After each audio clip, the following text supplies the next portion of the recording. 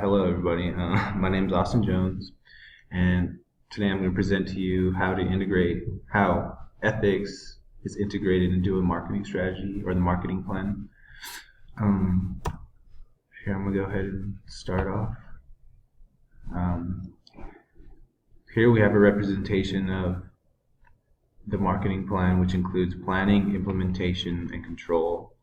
The questions at each stage vary. For example, in the planning stage, the firm will decide what level of commitment to its ethical policies and standards it is willing to declare. In the implementation stage, the question switches from can we to should we serve the market with the firm's products or services in an ethical manner. In the control phase, the goal is to ensure that all potential ethical issues raised during the planning process have been addressed and that all employees of the firm have acted ethically. To introduce ethics, marketers can include ethics at the beginning of the planning process by first including ethical statements in the firm's mission or vision statements.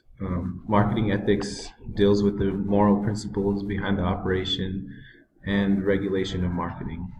Developing marketing programs and increasing the awareness and acceptability of social ideas and practice is very important.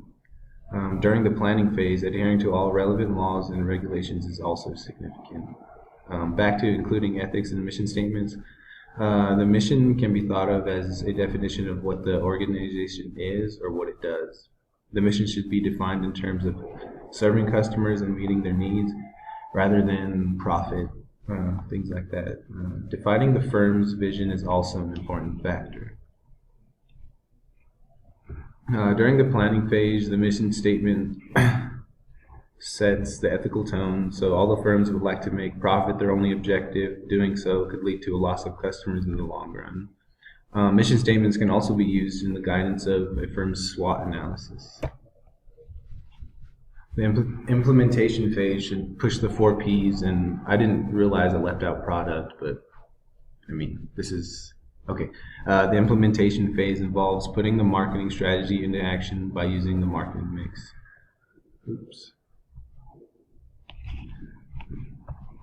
Each firm will base its plans upon the detailed needs of its customers and on the strategies chosen to satisfy those needs.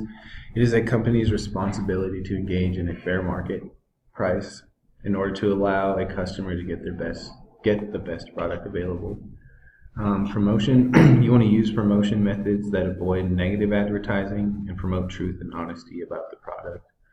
For example, one cellular carrier engaging in highlighting the disadvantages of their competition with another carrier rather than highlighting their own advantages.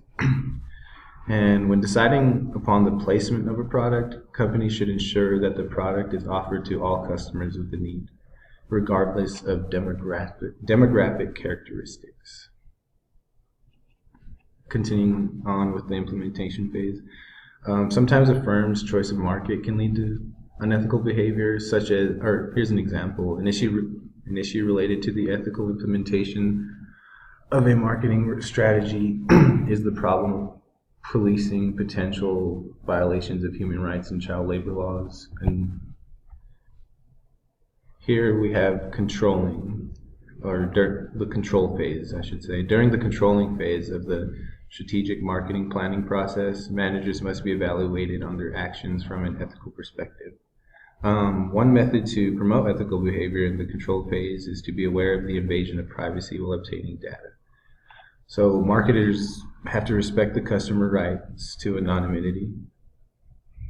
Another thing to watch out for during the control phase is making quick stereotype judgments on a large group based on only a small sample of customers. Systems must be in place to check whether all of the ethical issues that came about were addressed and hopefully resolved.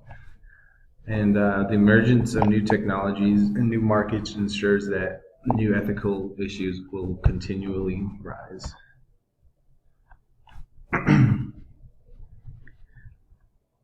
So scientific advances have allowed businesses to use technology to achieve goals more easily than ever before.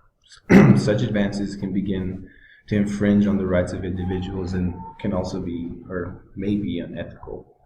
Individual privacy has been identified as a basis or a base for unethical business behavior. Companies can track internet usage, buying habits, and individual movement, as well as collect information about millions of customers and even potential clients.